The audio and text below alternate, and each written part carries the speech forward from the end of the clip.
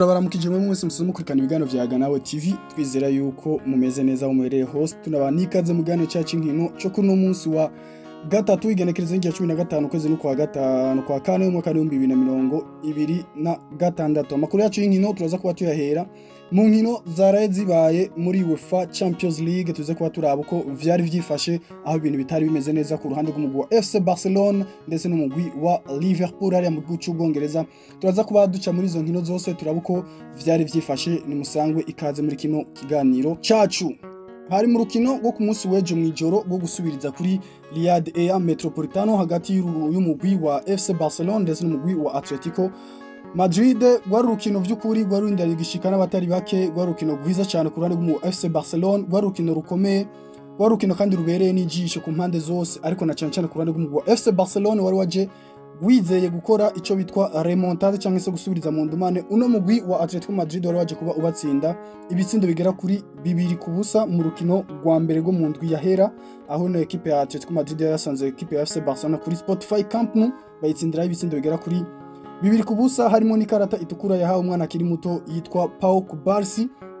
Rero ni FC Barcelona yaje kuri Riyad Air Metropolitano, kino kibuga cy'umugwi wa Atletico Madrid bari bazi ko baje gukora ico bitwa remontada. Mu rukino indani twovuga ko vyari bisa nk'ibishoboka mu minota mike cyane, gushika nko ku munota wa 25 equipe ya FC Barcelona yari yamaze kubiterekamwe ibitsindo bigera kuri 2, aho gushika muri ako kanya bari banganya ibitsindo 2 ku bindi, ariko kubwo kuryoherwa cyane no gukina basatira bona kumenga umugwi wa Atletico Madrid wafashe, haza kubavamwo contre attaque inyaruka cyane umugwi wa Atletico Madrid witwa Marcos Llorente aza kuba atanga ipasi nziza cyane ku witwa Ademola Lookman umunyanigeriya nawe aterekamwo igitsindo kimwe. Igice cya mbere bagenda ari bitsindo 2 vy'umugwi wa FC Barcelona kuri kimwe cy'umugwi wa Atletico do Madrid, ariko rero ntivyaje ko binagendekera neza no mugwi wa FC Barcelona. Ubona ko icitwa amakarata atukura yakibangamiye cyane kuva mu rukino rwa mbere ndetse no mu rukino rwo gusubiriza inyuma y'injira ry'uwitwa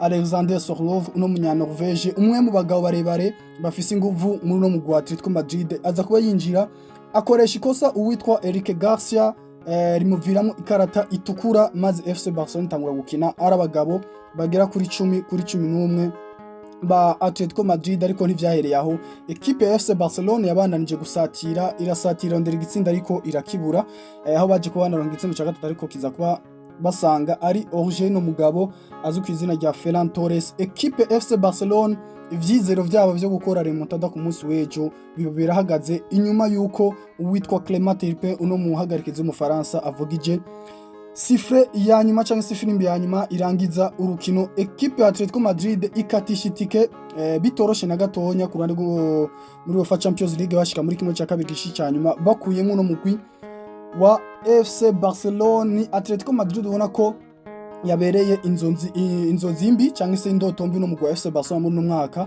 kuko ni equipe yabasezereye mu gikombe cy'umwami ico twita Copa del Rey, ariko kandi ni equipe ya Atletico Madrid garutse kandi kura mu mugwi wa FC Barcelona muri kimwe cya kane cya UEFA Champions League.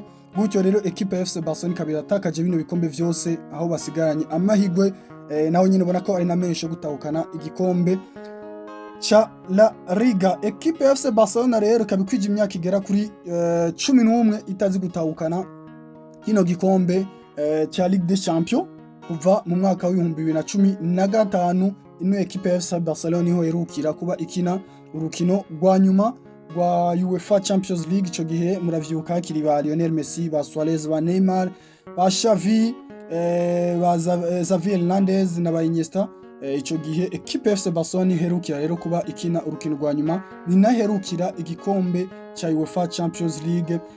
Rero ni nyuma y'urukino ubona ko yari amashusho ateye ikigongwe ababaje ku ruhande rw'umugwi wa FC Barcelona. Ubwo rero byari bimeze uko uwitwa Daniel Olmo yaje kuba kina match nziza cyane, niwe yaje kuba atogwa nk'umukinyi yaranze urukino rwo ku munsi w'ejo rwo gusubiriza kuri Riyad Air Metropolitano hagati y'umugwi wa FC Barcelona ndetse no mugwi wa Atletico do Madrid. Ni equipe ya FC Barcelona ko kuva mu mwaka wa 2015 2016 yagarukiye muri kimwe cya kane gishiri cya nyuma mu mwaka wa 2016 ushira 2017 equipe ya FC Barcelona igarukira muri kimwe cya kane nyene gishiri ca nyuma.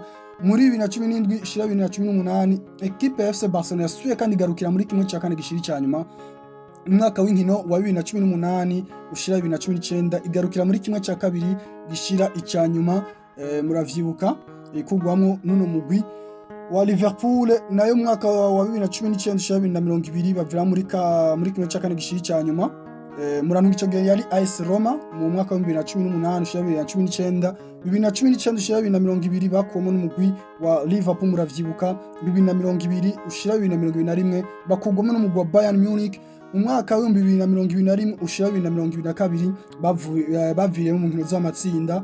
Nayo mwaka w'inkino wa 2022 ushira 2023 naho nyene baviriyemo mu matsinda. Muravyibuka ico gihe myaka ibiri yose equipe FC Barcelona yakina Europa League. Nayo mwaka w'inkino wa 2023 ushira 2024 ku muzo witwa Détente Afrique equipe FC Barcelona yagarukiye muri kimwe cya kane gishira icanyuma. Nako murango ico gihe hari Xavi Hernandez nyene mu mwaka w'inkino wa 2024 ushira 2025. Ico gihe niho Détente Afrique yaza mu mugwi wa FC Barcelona ayishikana muri kimwe cya kabiri gishiri cyanyuma cya zino nkino za Champions League. Nayo muri no mwaka turimo kushika uno munsi mu mwaka w'inkino wa 2025 ushira 2026 equipe ya FC Barcelona ije kubiviramwo muri kimwe cya kane gishiri cyanyuma. Murumva ko n'imyaka igera kuri 11 equipe ya FC Barcelona itazi gutahukana kino gikombe cha Champions League. Ni nyuma y'urukino rero uwitwa Détente Afrique yaje kubavuga ati zari indoto zacu gutahukana kino gikombe cha Champions League, atariko turababaye ati nivyo twari equipe nziza, equipe y'abana kiri bato, atariko hari ivyo tugiye guhindura, hari ivyo tugiye gukosora. Ayo namwe mu majambo rero uwitwa Détente Afrique yaje kubashikiriza inyuma y'urukino. Kurundi ruhande mu rundi rukino rutari goroshe na gatonya, ni urukino rwahuje umugwi wa Liverpool ndetse n'umugwi wa Paris Saint-Germain. Equipe ya Paris Saint-Germain ubona ko ibandanya kubera indoto mbi nayo nyene imigwi yo mu gihugu cy'Ubwongereza ku munsi w'ejo ubona ko ataje kuba borohera. Equipe ya Liverpool mu kwitsindira ku kibuga cabo kimwe mu bibuga bigoye bahatsindira kino kibuga ca Anfield Road Park kino mugwi wa Liverpool. Ariko Paris Saint-Germain bifashishije uno musore wabo mu Faransa ariwe Ousmane Dembele Dembuzi aza kubatereka mu bitsindo bigera kuri 2 gutyo ahesha itike yo gukina kimwe cya kabiri uno mugwi wa Paris Saint-Germain.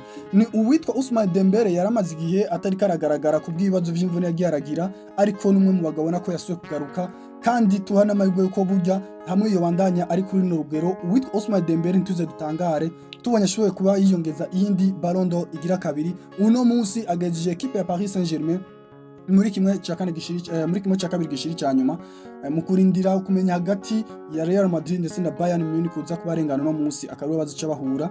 Mu gihe rero vyoshika uwitwa Ousmane Dembele agashika muri finale agasohoka gutahukana kino gikombe cya UEFA Champions League, kandi tukaba tunabibutsa ko mu Faransa akinira equipe nationale y'u Faransa, ni imwe mu equipe nationale atanga garantie ko ashobora gushika kure mu gikombe cy'isi ndetse anashobora no kugitahukana. Rero aya n'amahigwe azoba ari karongerekana ku ruhande rw'uno musore mu Faransa ariwe Ousmane Dembele, aho yaje kuba natogwa rero akaba nk'umukinyi mwiza yaranze urukino ariwe on the match musi wejo mu gutsinda umugwi wa Liverpool wenyene ibitsindo bigera kuri 2 ku busa, maze urukino rwa mbere n'ubwo gusubiriza biba ibitsindo 4. Habona ko yinjije ibitsindo 3 no mu wa Liverpool mu rukino rwa mbere ndetse no mu rukino rwo gusubiriza.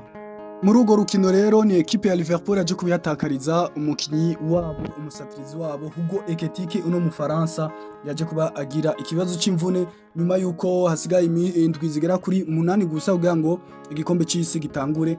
Aho binavuga ko umuryango wamaze kubutangaza yuko uno mukinyi atazosubira kubagaragara gushika bamenye uko ibipimo byo kwa muganga biza kubereka, ariko amahirwe menshi yerekana ko uwitwa Hugo Ekitike ashobora kutazokina igikombe c'isi baravye imvune yagize uburemere ifise.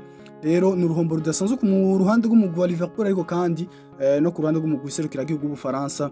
Reka twifurize gukira n'ingoga uno musore Hugo Ekitike w'Umufaransa wa Liverpool, ariko kandi so wenyene na equipe ya Paris Saint-Germain yatakarije witwa Nuno Mendes yaje kuba soko urukino rudaheze, bivuga ko nawe nyene yagize imvune, ariko nukurinda tukamenya ibipimo byo kwa muganga ico biza kuba vyerekana kuri bano basore bose ko bagera kuri babiri, ariko uwitwa Hugo Ekitike wewe biragaragara ko ari imvune ikomeye cyane yagize, mbwa no kwenda tukamenya iminsi yoba asigaje nakose yoba agiye kumara ari mu mvune. Reka toshimire mwe mwese mwafashe kano kanya kanyu bwamwa natwe muri kino kiganiro, naho ubutaha mu kiganiro gikurikira ku mugoroba tugaruka turaba zimwe mu nkino zitegekanijwe uno munsi nyene muri UEFA Champions League ziza kuba zibandanya, ndetse n'ibiko biravugwa ku mpande zose mu bibuga ndetse n'inyuma y'ibibuga.